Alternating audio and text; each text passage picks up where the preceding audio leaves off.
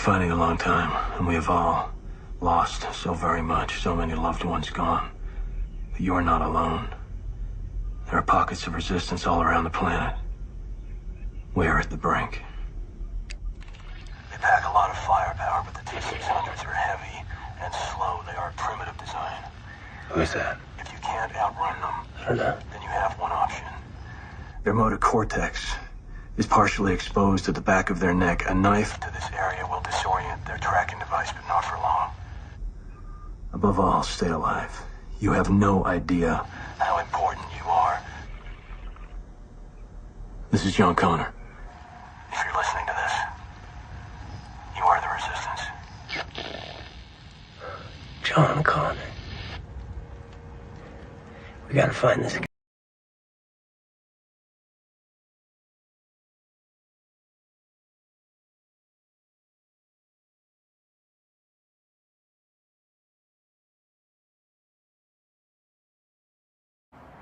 Hey guys, how you doing? Hopefully everyone had a great day. It is April 13th, 2020.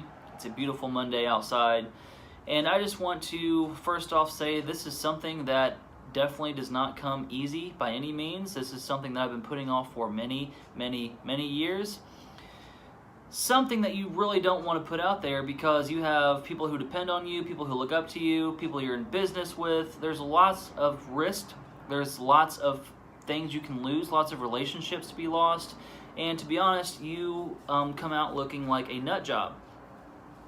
I have clients, I have customers. The last thing I want to do and be and see as a customer or a client of somebody is hopping on to social media and seeing something from somebody I work with that is talking about being a part of what is called the program of targeted individuals.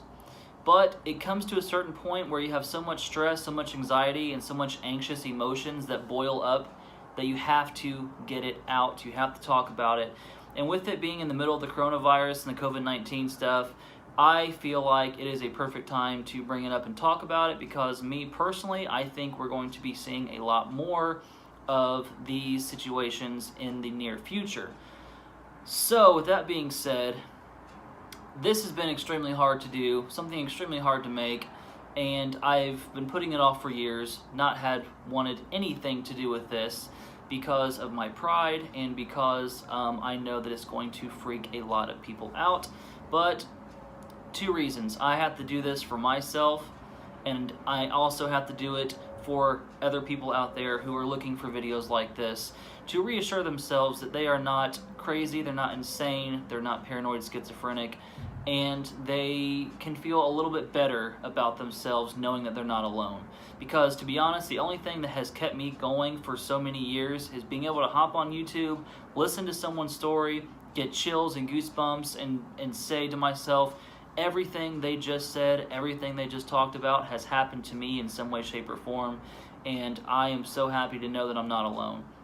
See, in NA and CA and AA meetings, you walk in, you're scared, you're alone, you're ashamed, you're depressed, and you look up and then you see tens of people, sometimes hundreds of people, and you start feeling better about yourself because then you can see that you are not alone dealing with this stuff. So hopefully that has an effect on people as well. Looking up targeted individual. What a targeted individual is somebody who is put in the dead center of crosshairs for multiple reasons. You can get put in this program by certain political views, by being outspoken, by being charismatic and having a good aura and lots of good vibes about you, a very creative, very influential person who can, talk to people and really uplift people. People who are entrepreneurs in business for themselves, who are doing well. People who have certain, posts on social media that are very politically, incorrect. Some people might find out some stuff and post something. Sometimes it could be friends or family. Other times it can actually be a parent who has done something in their lifetime, and to get punished for it, they can actually take a son or a daughter, put them in this targeted individual program, and that results in the parent getting punished because eventually that son or daughter will crush, crumble, and destroy the family by being tortured to death, basically, is what it comes down to. So what Targeted Individual Program is the final perfected result. It's the final product of what we've experienced in the past with Mockingbird, Paperclip, and MK Ultra. This stuff has been fast forwarded into now, and it's been perfected, it's been manufactured to A1 product, which results in lots of torture, lots of manipulation, lots of very crazy things happening to people digitally, physically, mentally, and in person as well. I've seen comments from back when I first started looking this stuff up, when I was wondering what the heck was going on with me. The comments used to be very hateful, they used to be very angry, they used to all say the same things: shut up, go to work, you're stupid, you're crazy, you don't know what you're talking about, you're insane, go get help, you need medication. That's what everybody was saying. And then I saw the comments go from, this is interesting, let me get more information about this. Nowadays, you look up this stuff and you literally see everybody responding in the exact same way. This gave me chills, this gave me goosebumps, I can't believe I'm just now finding out about this, because I've had every single thing happen to me that you have had happen to you. Everything in your video has been the story of my life. I'm so happy I'm not alone. And that's all you see now. You hardly see any of the hate stuff going on anymore. The reason why people love to hate and not believe this stuff and really get angry and debunk this kind of thing isn't fully that person's fault. It has a lot to do with Hollywood, the music, arts, and entertainment industry and business, and many other platforms. But to be specific, Hollywood is the #1 reason, in my opinion, why this stuff is such easily debunked. Because for me, I have a handful of people that know about this stuff that I deal with, and whenever I talk about it and I try to, vent a little bit, it's like, yeah, all right, okay, hey, you want to go grab some lunch? And they kind of like just completely ignore what I'm saying. They don't want anything to do with it. Not that they really don't believe me, they don't want to hear it, because we've had so many things happen, so many things come up, where it's easy for someone to say, bro, what are you talking about? I'm pretty sure I saw that in a movie somewhere, right? You just need to chill. It's very easy to say that, because indeed there are many movies about this.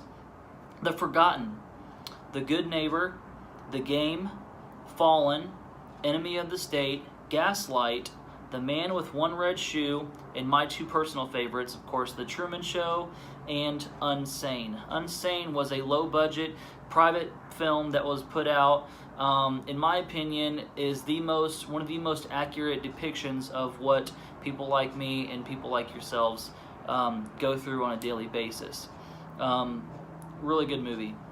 They put this stuff out in video games, the Legos games, The Incredibles. This stuff is in the Legos Incredibles game 100%. They use butterflies in the game.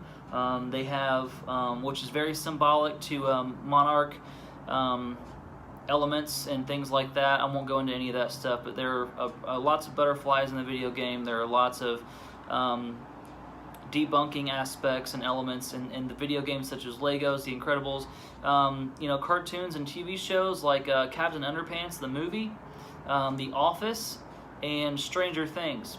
Actually, all these things are reasons why people can so easily debunk things that we go through, because they can just say, bro, you're living in a movie, you don't know what you're talking about.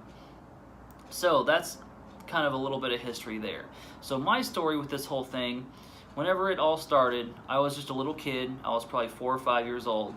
And my mom was a very outspoken, strong, human rights activist kind of person. If she could, risk herself and her well-being to save 10, 15 people, she was going to do it. She was working on a case against a company, and she was actually told that she should never do it. She'll never go anywhere. She'll never go to court, and she should probably just give up. She actually ended up in court. She actually ended up winning, not all the way, but she was winning. She had the momentum, and she was doing what everyone told her she could not do. And she was a very strong woman, and every time she would come home, she would tell me what happened, and she was in good spirits. But one day she came home, and she had this look on her face, and I could tell something was terribly wrong. And I didn't want to bother her, I didn't want to ask her, so I kind of let it alone. But I saw that cycle. So finally, I said, Mom, what's the matter? Are you okay? And I was like 4 or 5 at the time. And she says, I'm scared, and I don't know what to do. And she was, like I said, fighting against this company with all this proof and all this evidence of something, I'm not going to get into it, but something that was a pretty big deal at the time, and it's unfortunately still going on to this day. And I said, well, why are you scared? She said, I've been followed for the last week, and I wanted to know more. So I was like, followed how? What's going on? And she says, oh, they'll be here in a minute. So I'm looking, and sure enough, the craziest thing happened. There were 4 Hummers that pulled up in the front driveway on the street, and they just stopped. And she pointed at them. She goes, they've been following me for about a week now, and I don't know what to do. I'm scared, and I don't know what's going to happen, but I don't think I want to do this anymore. And sure enough, the next day, this time there was 5 and 6 Hummers that all went up. They stopped, crept super slow, and this happened for about a week or so. And I finally realized that this was real, and something was happening. So I'll never forget this day. My mom was crying. She had an accordion binder full of all this proof and evidence and paperwork that she had been putting together for all this time. She was crying, and she says, I'm scared. I can't do this anymore. I have to be done with this. And she put it in her closet. And she says, I have so much passion for this, but I no longer can do this anymore. And I asked, what more was going on besides the cars following you? And she had all these letters in the mail from the city of citations, bogus citations about, parking and tires and tree limbs and the grass and like license plate issues. Like all these citations from the city where she was getting all these things, and on top of that, she was being followed by all these Hummers, and obviously she was being, pushed into a corner to back off of what she was working on, and it worked because she sat there on the floor with all of her paperwork, being pushed in the closet with tears in her eyes, saying, I have to give this up because I'm scared. That was my first experience ever as a kid with something that was dealing with things out of the ordinary. And from there, as I got older, I started getting, involved in, driving and getting out. I got a job, started, experiencing a few things throughout, but never really put 2 and 2 together until when I was about 25 or so, 24, 25. No, actually, I was early 20s, sorry. I got a job at Guitar Center, and at Guitar Center, you get a really good discount, so I ordered a couple things, and to make sure that it all went through, I opened up my Chase bank account, and this is the first personal experience that I've ever noticed where something wasn't right. Here's my order, here's my purchase, my Chase bank account, and underneath is many other of the same transaction that has all been processed. So not only did I order, did my order get processed once, it got processed 5 times.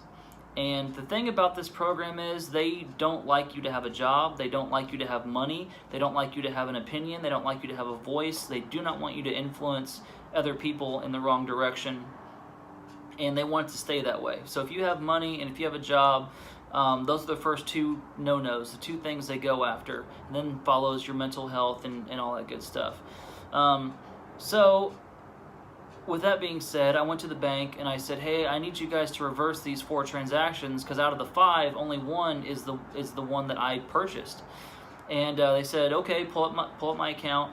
Well, here, and they pulled over their screen. They said, what are you talking about? This is, you got this amount in your account. We only see this, 1 transaction at Guitar Center.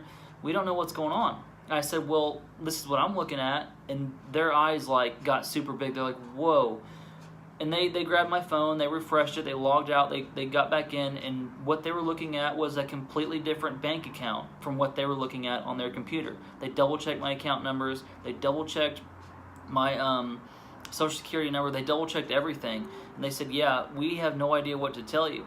Well, this happened a total of 7 times altogether. From different stores, different ordering, swiping the card, using it online for orders, using it in-store. It happened no matter what. And eventually what I had to do was use my card to buy a gift card for that place to use online for my order. That's the only way I've been able to get my card to stop being transacted 4, 5, and 6 times wherever I go. So I thought that was weird. So I kind of went home, regrouped, and was like, okay, that was weird. Let me try, going back to work tomorrow and see how things go, and hopefully I'll feel better. I had a group of about 6 or 7 kids. I'm behind the desk. Here's the desk. Kids line up in a half-moon circle, and they just stare and look at me for a good 3 or 4 minutes. They're just staring at me. I said, hey, you guys need help with anything? What's going on? They just stared. They just stared at me and looked at me until they all finally turned around at the same time and walked out the door. That was the beginning of me knowing that something was going on between my Chase account doing what it was doing, between these kids coming in and staring at me and walking out, not saying a word. That was freaky. So I ended up kind of brushing that off, and went on my lunch break, came back, and there was a guy that came in. He said, hey, I'm looking for David. I said, oh, I'm David. What can I do for you? I'm working in pro audio at the time. And this guy says, hey, so I have this wireless system, and I have a couple questions on it. So he hands it to me. I have half, he has half. He won't let go of it. And I'm like, okay, well, let me help you. And he will not let go. So he looks at me and he says, hey, my name's David. What's your name? And I said, my name's David too. He goes, okay. I don't think I have any more questions on this. I'm going to go now. And he pulls it and he walks out the door. So at this point, my anxiety level starts, in my early 20s, and I start feeling weird. I start feeling different, and I start getting a little bit worried. So I go and I do some research on frequencies and Nikola Tesla and how to relax and all sorts of stuff. And I come across 7.83 hertz, which is what the Earth naturally vibrates at, which is 7.83 hertz. And I start doing a lot of research on Nikola Tesla, and I'm looking into frequencies, and I'm studying it all night. I go to work the next day, and the first guy that comes up to me, and he says, hey, quick question, what do you know about 7.83 hertz? And what you want to do in that situation is look at that person and say, what do you know, who are you working for, and why are you trying to ruin my life? But you can't do that because you know how you're going to look, you know where you're going to end up, and you know what medications you're going to get put on if you react that way.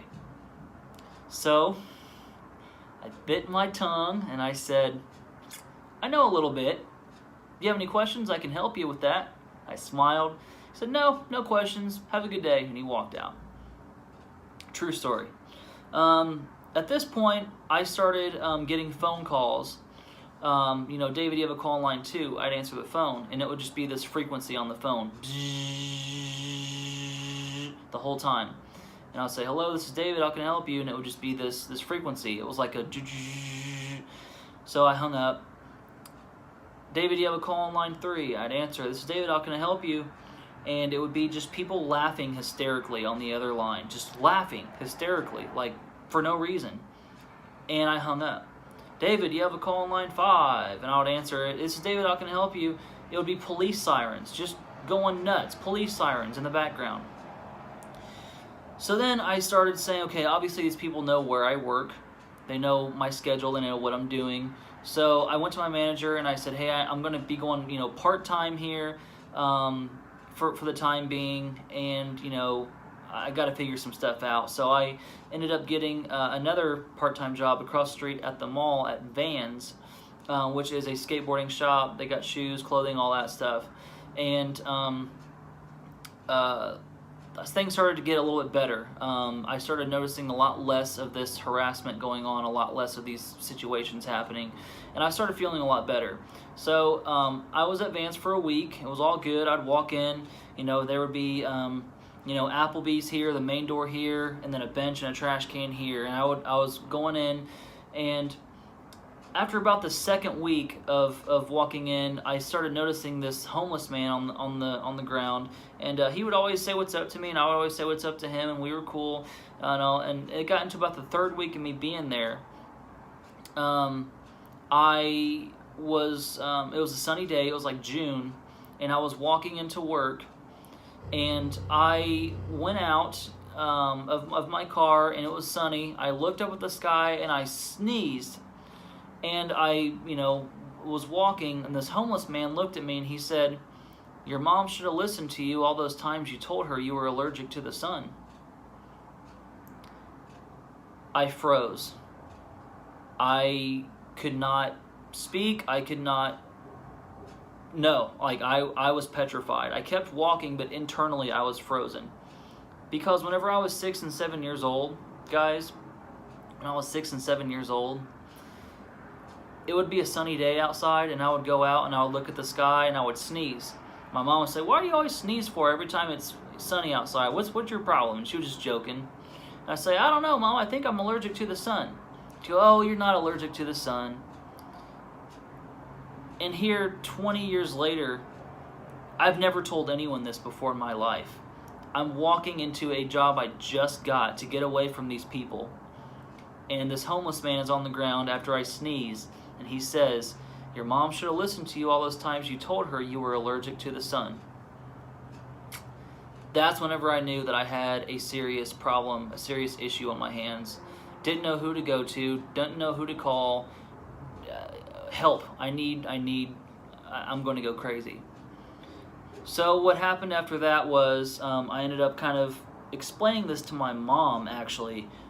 I was telling her the things that were happening to me. She went to the bank with me. She met the people at the bank, and they told her like, "Yeah, your son has some crazy stuff that we've never seen in a million years happen to him, and we don't understand what's happening. It's like he has 2 bank accounts, and he's seeing and having things happen to him." And like, my mom was kind of getting on board, like, "Wow, yeah, my son is having some weird things happen to him." She is a very spiritual person. She chalked it all up to, "Well, you need Jesus. You need to talk to God." And, I wasn't totally against that. So, my mom, I was on Facebook Messenger one night, and I got a message from my mom and said, "Here's this guy's name. Here's what he does. He's a great guy. He's a pastor at this church, and you need to talk to him, and this and that." And I thought, okay, cool. My mom somewhat believes me. She's helping me. She's trying to be supportive, and I chalked it all up to, that's kind of cool. A week later, I went to my mom's house, and she said, "Hey, did you ever contact the pastor that I sent you?" And I said, "Well, how would I contact him? I don't have any of his information." She goes, "Yeah, you do." And she pulled up her iPad and she showed me her messenger. She had sent me a completely different message from what I had received in my inbox. She had included so much more detail. She had included his address, phone number, and email address. And I pulled out my phone and I showed her what I was looking at. And she kind of like couldn't believe it. His contact information and all of the details that she had sent me had been completely censored from what I was being able to see. And I went a whole week without even knowing. So, from there, I start typing in all of these symptoms, all of these things that are happening to me. Bank account getting hacked, weird phone calls, this and this, and what pops up is targeted individual. And I'm like, what the heck? So I start doing research on it, and I start doing more research on it, and then I get hooked, and then I start feeling good because I'm not alone, but then I start feeling really bad because I realize that there's nothing I can do about it. So I hop on to Google and I type in all this stuff about, targeted individuals, what do you do? And then the first thing that comes up is you need pills, and you need to see a psychiatrist, therapist, doctor, and, you know, then all the ads pop up. Therapist, doctor, text now, call now, therapist, psychiatrist, all this stuff. And I'm just like, oh gosh, that's the last thing I need, because that's where they want you to go. They want you to be heavily medicated. They want you to go to these doctors, and it's done deal. It's game over for you from there, and I knew that. So I exited out of all that, turned my iPad off, and literally 2 minutes later, I got a phone call. This is David, how can I help you? Hi, I think I dialed the wrong number. I said, okay, well, have a nice day. You know, hung up, didn't think anything of it. It rings about 3 seconds later. Same person. Are you Dr. such and such? I'm not going to say the name. And I said, no, why? I don't know, because I could have swore that I called the right number, but I guess not. And she hung up. And I didn't think anything of it, but then it hit me, doctor. And I remember looking at my phone and saying, you need to see a doctor, you need a therapist, you need a psychiatrist. And I just thought, that's probably ironic, because you don't want to get so sucked into this thing that you start believing everything is happening against you, because that's not the case. Some things are ironic. Until I got another call from a guy. He said, hey, is this Dr. And he said the name. I said, okay, this is the second call I've gotten. What's going on? Oh, I called her number. I'm in my voicemail, and I clicked on the voicemail and, you know, clicked on the link of her number, which is not at all your number. And okay, well, I'm gonna try again. I said, you know what? How about you go to Google, you type in your therapist or doctor, whoever she is, address and name, and why don't you click on the Google link to the phone number, and let's see what happens. He said, okay. So 3 seconds later, my phone rings. It was this guy. I said, didn't work. And nope, I got the same number. I said, who are you trying to reach? He goes, well, I'm just trying to reschedule my therapy appointment. I said, well, that's super weird. Yeah, you're the second call that I've gotten today, but I'm definitely not your therapist, and I'm sorry about the confusion. Hopefully you'll be able to get a hold of her eventually. And he said, okay, well, I hope you have a nice day. What's your name? I said, oh, my name's David. He goes, oh, that's my name too. Oh, okay. And I said, all right, well, see you later, David. He goes, take care, David. And that was the day that my phone was wired from a therapist, psychiatrist, doctor's office. It was wired from there to my phone, and I was receiving all of these calls. Not to mention the guy who called, who actually talked to me long enough to let me know that his name was indeed David. So from there, I started, chilling out a little bit and trying to kind of get some things together and understand that I just have weird things happen to me, and I got to be chill about it, or I'm going to end up in a hospital somewhere. And I get a call, from my little sister, and she says, hey, oh my gosh, you have to come out here and look at this. You have to come out here and look at this. I'm like, okay, cool. So I run outside, and I said, what are you looking at? She goes, look, there's drones. I'm like, they're not drones. You're like, they're airplanes. She goes, no, these are drones. And I said, how do you know? She goes, because they're flying in circles around the house, and they are drones. And planes don't do that. So I get to look, and I'm like, oh my gosh, you're freaking right. These are not planes. They are drones, like not your Hobby Lobby drones. These are militarized drones flying around the house in circles. This happens for a year, every single night. Drones circle around the house every single night. And I didn't even notice it. My sister was the one who pointed it out and told me that it was weird and it was strange, and she was freaked out. So after about a year of this happening, they made a mistake. This drone got so low to the house that I was actually able to take a picture of it and get the make and model of this drone. Come to find out, it was a Phantom drone.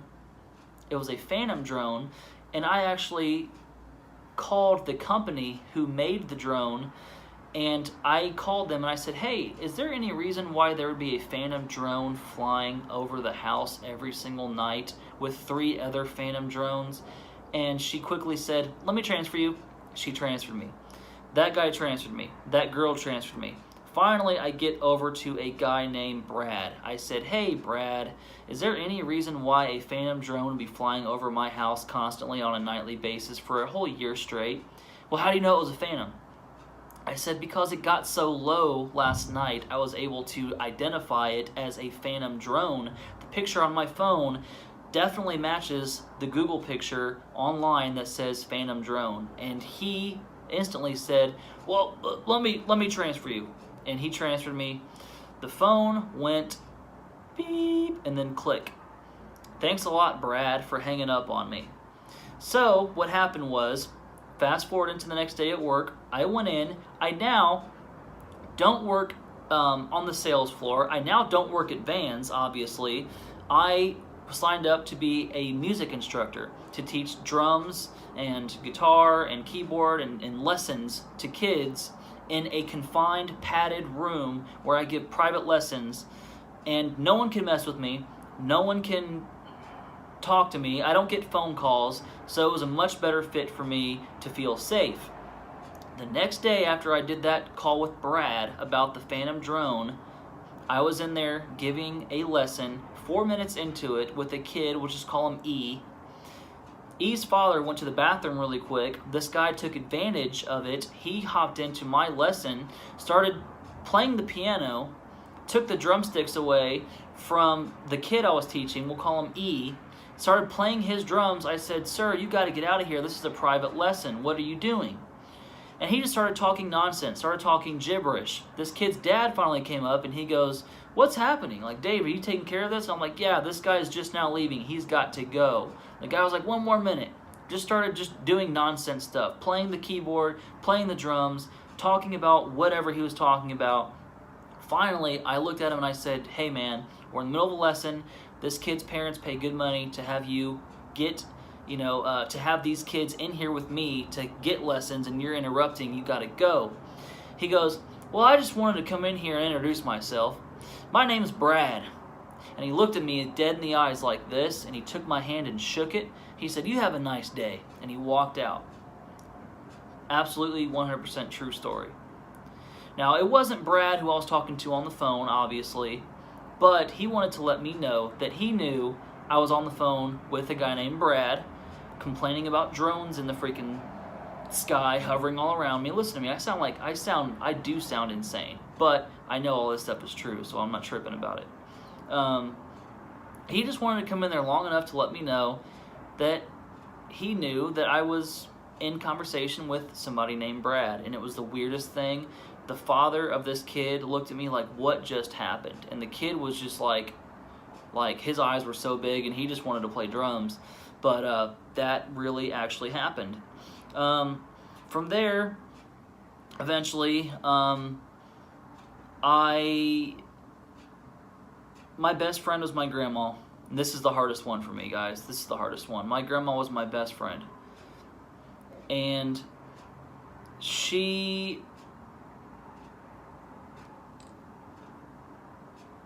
her medication was getting, her kidneys and liver, and she was passing away slowly. And her last dying wish was to die at peace, at home, in her own home with her kitty cat. That's what she wanted. My grandma just said, I want to die at home with my kitty cat. I need my kitty cat, and I want to be at home. So we called hospice. We got a bed lined up. We got morphine drips lined up. And we got 2 nurses lined up, scheduled to be there the next day at 4 p.m. I got paranoid. I got scared because of all this stuff happening to me in my life. The last thing I want to have hacked and the last thing I want to have intercepted is my grandma's last dying wish to die at home. So I call again. Hey, just calling for Darlene Welsh at this address. Wanted to make sure that hospice was still lined up to bring the bed, to bring 2 nurses, and to bring morphine drips. Oh yeah, we got it all taken care of. We got your confirmation number here. We got all the paperwork. You're a done deal. We have everything we need. We'll see you tomorrow at 4. Okay, cool, awesome. I feel better. Called the next morning. Hey, just wanted to make sure everything was still good with the hospice bed for Darlene Welsh at this address. You know, morphine drips, hospital bed, 2 nurses. Oh yeah, we got you. We'll be there this evening for sure. Okay, who am I speaking with? We'll just call him L. We'll call him L. Okay, thank you so much. That makes me feel a lot better. So 4 o'clock comes. Nobody's there. 4:15 comes. Nobody's there. 4:30 comes. I am flipping out because my grandma is scheduled to be there from the hospital around 5 o'clock, 5:30. And she is going to get taken into her house for her last dying wish to be with her kitty to die peacefully. I call hospice and I ask them, hey, where are you guys? They said, who is this in regards to? I said, Darlene Welsh at this address. We had a bed, we had morphine drips, we had 2 nurses lined up to come and help my grandma die in peace. We have no records of a Darlene Welsh. We don't know who you've spoken with. We don't have this address on file. We don't have anything, but would you like to start a claim now so we can be there sometime next week? I said no. But I really need your help right now because my grandma's on her way from the hospital and she needs a hospice bed, she needs 2 nurses, and she needs morphine drips. And this lady said, oh my gosh, yeah. And I told her, this has been planned for 2 days now. We've been told left and right that everything's taken care of and everything. And she said, okay, let me figure this out. Let me call you right back. An hour goes by, she never calls back. I call back and I ask, hey, I was just talking to such and such, and I am wanting to know what's going on about this hospice situation. Okay, what's the first and last name? Darlene Welsh. We don't have anything at all dealing with this. We don't know what you're talking about. We don't know who was trying to help you. I finally figured out what was happening. I finally figured out what was happening at that moment. And I'm on the phone with this person, and they're trying to help me at hospice, and I said, you know what, don't worry about it because my grandma is in the front driveway right now in the back of an ambulance. I hope you have a nice night, thank you, and I hung up. And I went out to the ambulance, and my grandma's in the back, and I said, hey guys, I have some extremely upsetting news. There's no hospice bed here. Hospice doesn't know who we are. They have no records of Darlene Welsh in their system. There's no morphine, there's no bed, there's no nurses. Can you guys please help me? Like, can you guys please help me? I don't know what to do. They said, well, legally we can't touch her. Legally we can't give her any medication, and we can't bring her in unless she has a hospice bed, morphine drips, and nurses. And I said, okay, what do I do? And they said, well, we have all the information right here. And they had a confirmation number. They had all the hospice paperwork, all saying that everything was supposed to be lined up at 4 p.m., They had it all right there. They said they're not inside. I said no, they never showed up. They don't even have any records of my grandma needing to go to hospice and die at home. Her only dying wish is to die at home in peace with her cat. And they said, we are so sorry. We've been doing this for 20 years and we've never had anything ever like this happen. We don't know what's going on. Let's make some calls. They were on the phone for 2 hours outside with my grandma sitting in the back of an ambulance. I'm really starting to hate ambulances at this point. I don't like them. They give me the creeps. Just get my grandma out so we can help put her to sleep. I go back out there, and they said, we have some terrible news. You're right. We have all the paperwork here, but hospice has no idea who we are, what we're talking about. It seems like everything's just been completely deleted out of the system. And there's no way that we can drop your grandma off here. And again, we can't touch her. We can't give her any medication legally. They said, in our 20 years of doing this, we've never seen anything like this, but we have to bring her back to the hospital. And she's going to have to die there.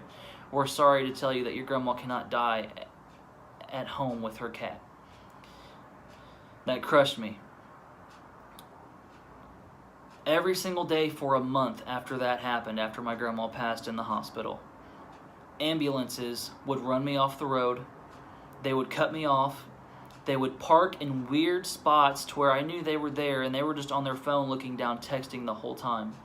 One time, I was going at an intersection, and an ambulance came right here and made me pump on my brakes and stopped right in the middle of the intersection with their lights flashing. And they weren't going to a crime scene. They weren't going to anything. They weren't going anywhere. They just wanted to stop and let me know that they were there. I would just be driving from my grandma's house, because I would feed her cats after this. I would be driving from my grandma's house, and they would just be behind me. You know, nothing going on at all. Lights would come on. They would come, one in front, one on left, one on right, and they would all just stop me in my tracks outside of University of Indianapolis, just for no freaking reason. Just ambulances constantly running me off the road, constantly cutting me off, going to intersections, blocking the intersections, keeping their lights on while they just sat on their phone and texted. And this happened for a month straight, every day, every night, that I would leave my grandma's house from feeding her cats. On my way home, there would be an ambulance doing some crazy stuff to me every night for a month straight. That is no joke. So basically, from there, I started noticing songs. Songs would be playing wherever I would go. And I noticed this at Speedway. You know, I would go to the hardware store, I would go to Walmart, anywhere and everywhere I would go, there would be Boy George, Do You Really Want to Hurt Me? Do You Really Want to Make Me Cry song, which has a huge emotional spot in my heart.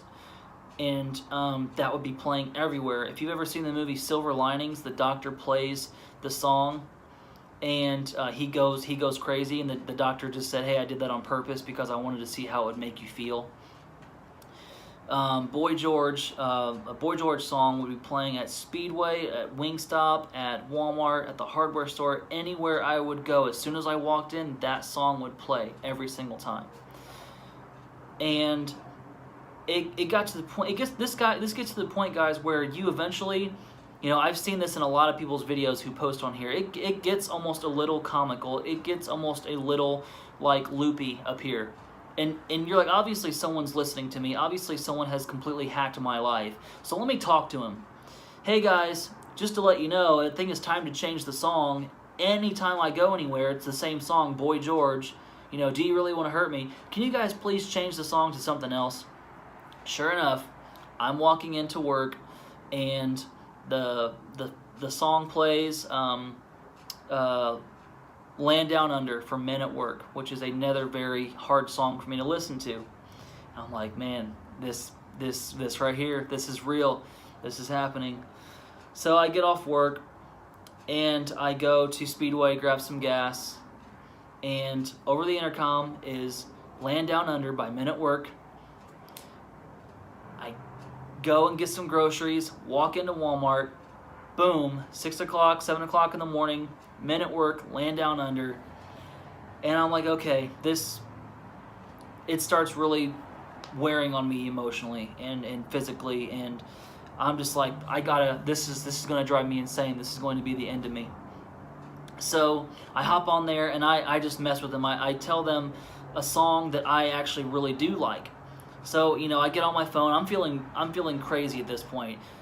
You know, stop playing this song. I freaking hate this song. Why don't you play another song? I just play another song, any song. And I didn't give them any song, but they played another song that I really, really, you know, have a connection to, and it was Who Can It Be Now?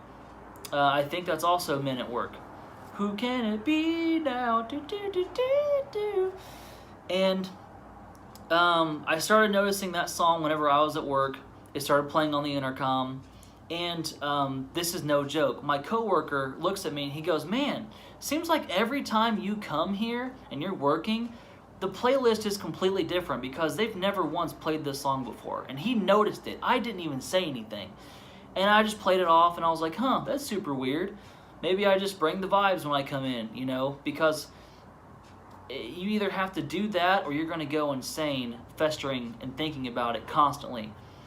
But yeah, they were playing "Who can it be now?" over the intercom. And it was so out of the ordinary that even my coworker, who knows the playlist by heart, knows that that song's not supposed to be playing. He even said something to me. So, of course, I go and grab some food at Wingstop, for lunch, and the song comes on as soon as I walk in. I go, grab gas, of course it's playing there. Get groceries, of course it's playing there.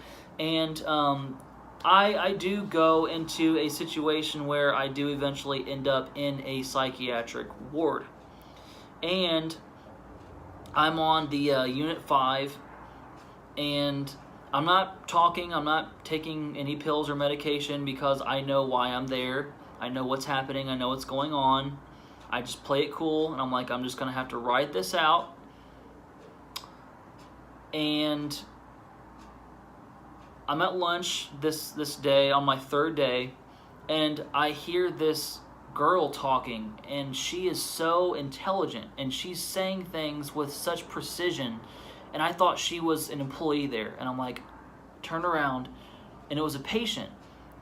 I'm like, oh my gosh, she is just so smart. The thing she's talking about, she's asking people about the news and, what's going on here and what's going on there, and something just hit me, and I'm like, I think this girl is exactly like me. We will call her S. And S, if you're watching this, feel more than welcome and free to comment on this, because you are amazing. I said, this girl's got to be just like me because she is smart. And I'm like, but she's in a different unit. Come to find out, she's in a psychosis unit. This girl is dressed like top notch. She's had a shower, which is very uncommon in a psych ward. She's not on any sort of crazy drugs. She's not drooling or passed out or asleep. Why is she in psychosis? So I'm like, this girl needs to come over to, I need to meet her. And sure enough, this girl, we'll call her S. I'm sitting there in the day room watching TV, and this girl comes in, and she's like, what's up? And I'm like, oh my gosh, I need to ease my way in there and strike a conversation eventually about this whole thing. And I was like, hey, I heard you talking at lunch, and I was just literally admiring everything you were saying, because you were one of the smartest girls I've ever heard speak in my life. And she was like, oh my gosh, thank you so much. Yeah, I don't even know why I was in the psychosis part, because I didn't belong there. And I said, yeah, I didn't think you did either, but I'm glad you're over here. We went outside, I had my vape, she had a cigarette, and she goes, I swear to God, this is the last time that these targeted individual freaks are going to put me here. And my eyes lit up and my jaw dropped. I said, excuse me? She goes, oh, nothing, it's just my crazy head. And I was like, no, I am in this same program. I am a TI. And she couldn't believe it. We had conversations for 2 straight days after that. And we were looking at each other one day, and I said to her, or she said to me, hey, do you think anyone else in here is just like us, but they're too far gone, they don't know it, because they are considered to be, paranoid, schizophrenic, manic depressive, bipolar, extremely crazy suicidal, or maybe they're in psychosis. Do you think maybe there's other people in here like us that are just too far gone, too heavily medicated? And I said, absolutely. And she goes, I agree. And she says, on 3. So I said, okay, 1, 2, 3, and we both said the person's name, and it was both the exact same person we were both thinking of. Absolutely, yes. So I kind of got the idea of, hey, I'm getting discharged today, she's getting discharged today, so let me go to, I'm calling Mr. M. Let me go to Mr. M and, strike up a little conversation with him. I said, hey, Mr. M, I'm getting discharged today, but I just wanted to ask you a quick question. How many targeted individuals have you seen come into this place who say that they don't belong here? And he says, I've seen a lot. I've seen a few. I've seen a lot. I've seen a few. I said, well, which is it, a lot or a few? He goes, I know what you're talking about. He says, I know it's a thing. I know it's real. I know it's happening. But I can't go there. I don't want to go there. But what I can do is put on a movie for you. And he put on a movie called The Secret. And we watched this movie called The Secret. Well, I watched The Secret, and this other girl watched The Secret. And it basically is a movie saying that you are what you attract, that your good vibes, your good energies, you can manifest your outcomes by the way that you are portraying things and all that stuff. And after it was all over with and everything, I kind of talked to him and I said, so you do know that this thing is real and you're admitting to it. He goes, yeah, it is, but that's as far as I can go. I can't talk about it here. I can't talk about it now. I can't give you any more information on this stuff. But yes, I have met people with the exact same lifestyle, the exact same symptoms, the exact same stories as you and Miss S. And I acknowledge that it's real, but that's as far as I can go. And that was all I needed to hear. It made me feel good, but at the same time, it's still very, very, very frustrating. But since then, I've been in contact with Miss S. We are basically on each other's level. I would consider her to be one of my best friends. I come across a couple other people in there that I really, really, really enjoyed talking to and liking. I still talk to Mr. M, and I have actually found a therapist, doctor, psychiatrist, whatever, who specializes in targeted individuals. She put off all of her other work in all other categories, and she now works specifically as a targeted individual therapist, psychiatrist, and she can give you pointers, advice, and tips on how to deal with these everyday situations, you know, and it's definitely helped me out a lot knowing that I have that, you know, that outlet.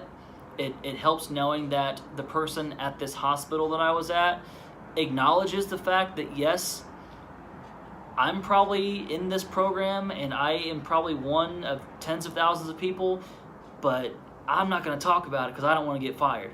Whenever he, you know, gave me that information and knowing that I'm not insane, it's very satisfying, but it's also at the same time a little depressing because you're like, now what? How do I get out of this? Because the end game to get out of this thing is you either drink yourself to death, you pop enough pills or pump enough heroin in you that you end up accidentally overdosing or dying, or you just straight up say screw it and commit suicide. That's the end game, guys. That's how this thing ends. That's how they want it to end. That's how it's designed to end. But the alternative is to just see another day and hope that eventually something will give. But anyway, that was my story. You know, again, my name is David Lee. This was my life story of being a targeted individual. I really thank you. If you watched this whole thing, I really thank you for watching it. I hope it helped if you were watching this to get some more advice and get some more reassurance on your end. But I also want to thank you guys for allowing me to feel better about this whole thing, because talking about it really, really, really helps. And everything I've said is 100% guaranteed true. It all happened. You know, there are 10,000 confirmed cases of people with this, and those are just 10,000 people who are aware, who know about it. There's probably a lot more. There's a lot who are too far gone. They've been heavily medicated, sedated, and put under paranoid schizophrenic categories, and that is not the case. Stay strong. I hope you guys have a beautiful day, and thank you so much for everything. There's lots of, there's meetups, there's conventions, there are seminars, there's workshops, there's lots of stuff out there that have thousands and thousands of people all gathering together to hear people talk about this stuff. And there's actually even a couple that you can go to where people are explaining the technology that they were hired to build, that they found out how it was being used, and they are basically apologizing to us. Like, I'm the guy that built all this stuff that is being used against you. I had no idea what I was doing at the time, but I realize it now. And he is basically standing up there on a stage apologizing and telling you guys, I am so sorry. I am here, and I am here to talk and help if I can. Like, that stuff is crazy. So, one last time, I want to thank you guys so much for watching. My name is David Lee. I want to one more time reassure don't be a part of, drinking yourself to death. Do not pop enough pills and pump enough heroin in your body to die. And do not commit suicide. Because those three things are the end game. Right before that is going to be to sedate you, heavily medicate you, call you paranoid schizophrenic, and lock you in a mental hospital as a permanent inpatient. We don't want any of that stuff happening because there's already been too many cases where that has happened. So, keep strong, keep your head up. Because, one more time, again, I say this now after all these years of holding this stuff in and not wanting to put this out there. I say this now in the middle of the COVID and the middle of the Corona stuff, because I honestly think that we have been the guinea pigs for all these years. I personally think that we are going to be seeing a heck of a lot more of people just like us in the near future. I hate to say it, but I really do think that we're going to be having global targeted individuals, gang stalking, things being done remotely, things being done technologically. I think things are going to get weird. I really do, and I don't think that we've been put through this for no reason. I think that we're going to be seeing some changes and some real life stuff happening based off of the technology and the data that they have collected from targeted individuals like myself and like many of you out there watching. I don't know. Time will tell, but for now, stay strong, keep your head up, don't go where they want you to go, and just keep telling yourself to move forward, make progress, and try to smile if you can. So, love you guys. Take care.